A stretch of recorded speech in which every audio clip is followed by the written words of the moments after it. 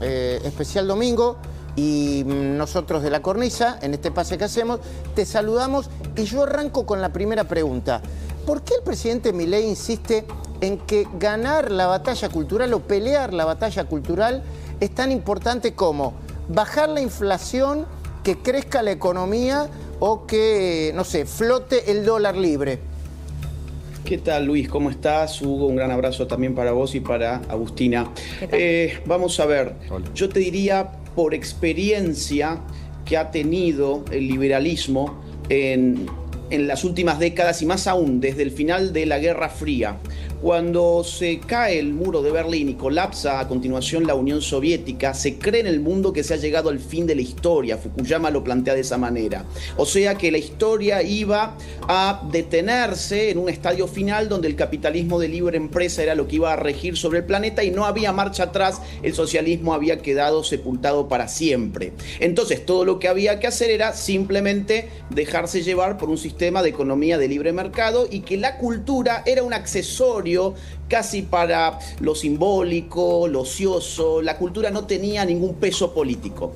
Eso se mostró totalmente falso, empezando por América Latina, donde reaparece el socialismo como fenómeno político viable en América Latina de la mano del Foro de Sao Paulo, creado por Lula da Silva. Por eso que el otro día da Silva se haya juntado con Cristina Kirchner es de una gravedad mucho mayor de lo que podemos suponer si lo vemos solo como un oportunismo electoral. Aquí hay todo un simbolismo político. Es el socialismo del siglo XXI que lucha por permanecer en los espacios de poder que todavía le quedan en la región. Por lo tanto, ¿qué aprendió Javier Milei de la experiencia desde la década del 90 hasta el año 2025? Que la cultura, cuando entra en contradicción con las exigencias morales del sistema capitalista, genera una crisis política. Esto lo vivieron muy bien los chilenos. Fíjate vos, en Chile, octubre del año 2019, estalla una crisis política, pero no por motivaciones económicas, sino por un cortocircuito cultural. La sociedad chilena giró culturalmente hacia la izquierda, pero mantuvo en la derecha su sistema económico y sin producir un aumento de la pobreza, inflación, recesión, no hubo crisis económica y el país voló por los aires y con una crisis de representatividad que todavía les acompaña hasta el día de hoy. Entonces, por eso Javier Milei, mirando hacia el largo plazo, dice, cuidado, que los frutos económicos del sistema capitalista no van a determinar las preferencias políticas de los electores para siempre, a menos que los electores reconozcan que atrás del sistema capitalista hay una moral específica y una cultura necesaria. Por eso el discurso de Milei ayer hizo tanto énfasis en eso. A ver, y Agustín, para llevarlo al puro presente, ¿qué se está debatiendo hoy? O sea, el presidente Milei está debatiendo entre una sociedad donde la libertad económica y otras prevalezcan contra, él le llama partido del Estado, le llama casta, le llama personas que están interesadas en volver al viejo orden, no porque quieren que a la Argentina le vaya bien, sino porque quieren volver al poder. Lo que se debate justamente son dos modelos de sociedad muy distintos. Un modelo de sociedad que tiene al Estado en el centro de las relaciones sociales. El Estado lo supervisa todo, lo articula todo, lo prohíbe, lo regula, lo interviene y para ello cobra, por supuesto, excesivos impuestos porque tiene que mantener una maquinaria siempre en expansión. El camino de servidumbre que describe Hayek en uno de sus libros. Ahora, el otro modelo es el de una sociedad que tiene en su centro al actor privado, a la empresa, a las iglesias, a las asociaciones de la vida civil, a las familias. Cuando hablamos del mundo privado no solamente hay que pensar en la gran empresa, hay que pensar en todas las relaciones libres y voluntarias entre los individuos. El Estado en ese modelo tiene que ser lo más chiquito posible y se debe limitar a garantizar el derecho a la vida, a la libertad y a la propiedad, que son derechos naturales que tiene el ser humano. Todo exceso... Sí, adelante. Te quería preguntar, Agustín, si en ese mismo sentido va el lenguaje disruptivo, que así creo que lo llaman ustedes, que por momentos es provocador y a algunos no les gusta tanto, pero es justamente para llamar la atención, que ustedes lo hacen desde el punto de vista simbólico. ¿Es así? Mira, es para llamar la atención, por un lado está bien dicho, pero por otro lado yo creo que responde al hartazgo de un sector de la población que ha recibido bullying durante décadas por parte de un grandulón al que nadie le había puesto freno alguno. Entonces, cuando hablamos de la crispación política y de la violencia política que hay actualmente, yo diría, cuidado, en realidad violencia política ha habido en la Argentina desde hace años. Mataron a un fiscal, perdón que use esta palabra, te cagaban a piñas si ibas a una manifestación, te venían los grupos de Luis Delía a la cabeza a golpear a la gente que iba a esa manifestación, te mandaban a la CIDE, te mandaban a la FIP, te espiaban, había además un lenguaje político muy hostil, esto no es nuevo, ahora la gente se sorprende porque haya aparecido la palabra mandril, pero por Dios, ¿hace cuánto tiempo existe la palabra gorila? ¿Hace cuánto tiempo a los que no son de izquierda se les llaman fascistas? Incluso se les acusan de nazis. Entonces yo diría, la violencia política en Argentina ha sido una constante en las últimas décadas, solo que ahora hay una parte de la población que estaba acostumbrada a bajar la cabeza y dejarse golpear, que dice, oiga, yo está bien, pongo la otra mejilla, el gran problema es que solo tengo 2 mejillas, para continuar con el tono evangélico del discurso de ayer de Javier. Es decir, tenemos 2 mejillas, ya está, ya las pusimos a las 2, ahora te voy a retrucar, me decís gorila, te digo mandril, me decís facho, te digo zurdo. Y bueno, esto a ver, Agustín, claro. ahí está, sí. Ahí está. Perdón, Agus, sí. Pero esta es la discusión, ¿no? Sí. Yo después en mi comentario, yo estuve conversando con el presidente hoy y obviamente yo no es que le propongo, yo escucho y pregunto lo que tengo que preguntar. Ahora, cuando él responde con la misma moneda o más, ¿no? A ver, es cierto que dijeron barbaridad del presidente, desde que es nazi hasta que se acostaba con su hermana, hasta que era zoófilo, ¿no? Eso es cierto. Ahora, de alguna manera, no le está dando demasiada entidad a personas, a voceros o a ataques que no deberían tenerlo. Es una pregunta, es una duda.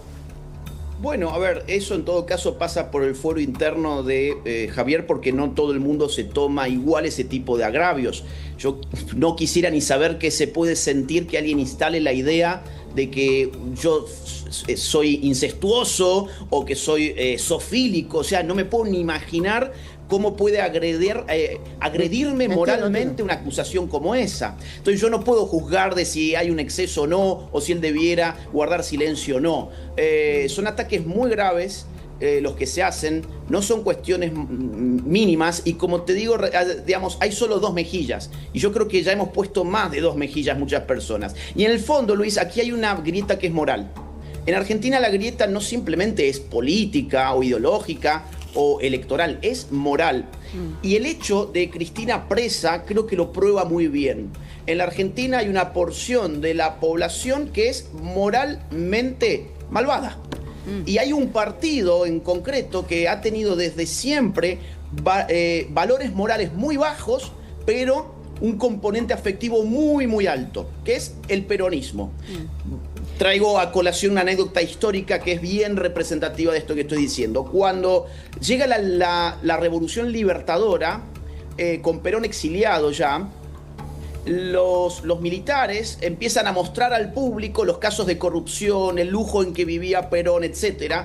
¿Y cuál fue la respuesta de los militantes peronistas? Fue la siguiente, fue un lema, un eslogan: puto o ladrón, queremos a Perón.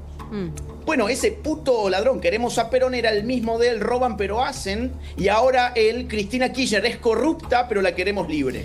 Ahora, es una constante histórica que acompaña a ese espacio político y que hay una gran porción de la sociedad que sabe positivamente que ella es corrupta, pero considera que esto no se debe dirimir en la justicia, sino en la política y en la calle, lo cual es un absurdo total que hiere los principios básicos de una república democrática. Retomando esto que vos decís, ¿no?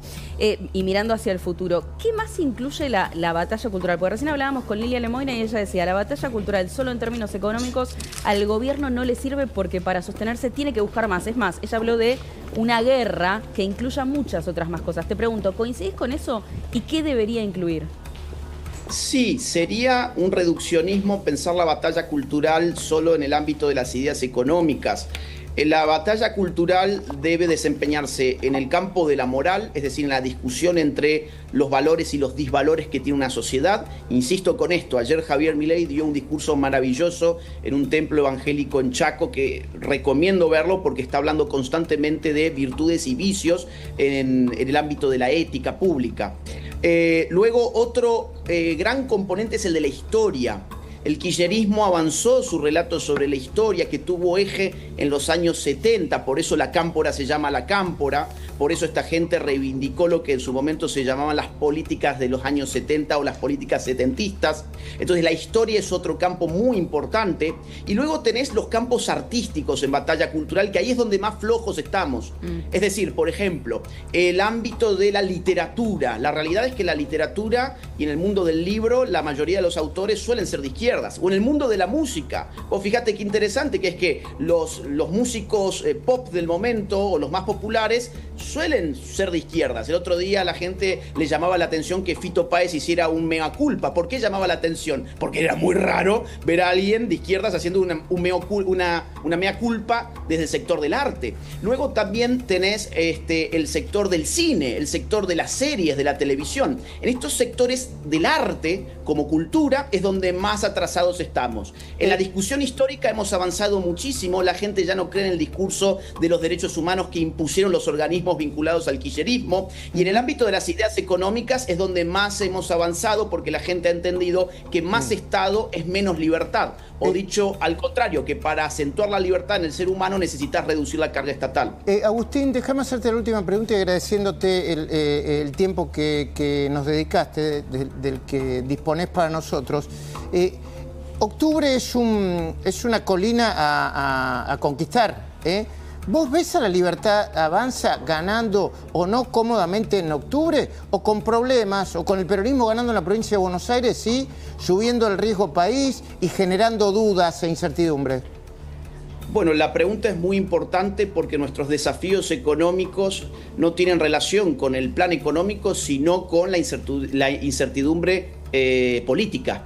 Es muy interesante cómo el riesgo país sube o baja de acuerdo a los acontecimientos políticos frente a la posibilidad de que el kirchnerismo vuelva, es decir, todos los potenciales inversores, por ejemplo, se asustan. ¿Y quiénes pagan las consecuencias? Bueno, los argentinos de bien. Entonces, es muy importante lo que pase en Buenos Aires en septiembre y más importante aún lo que pase en octubre. Entiendo. Yo creo que si hoy se realizaran las elecciones, en octubre, si las elecciones de octubre se realizaran hoy, mejor dicho, la Libertad Avanza tendría algo así como un 45%. La imagen de Javier Milei está muy alta, la luna de miel todavía no ha acabado. Fíjate qué interesante que eso fue lo primero que se discutió en noviembre del 23. Es decir, ¿qué va a pasar con la luna de miel de Milei? ¿Cuánto se va a poder sostener? Generalmente se hablaba de 100 días, que es más o menos la media de este tipo de cálculos. No, hoy tenemos que decir la luna de miel continúa.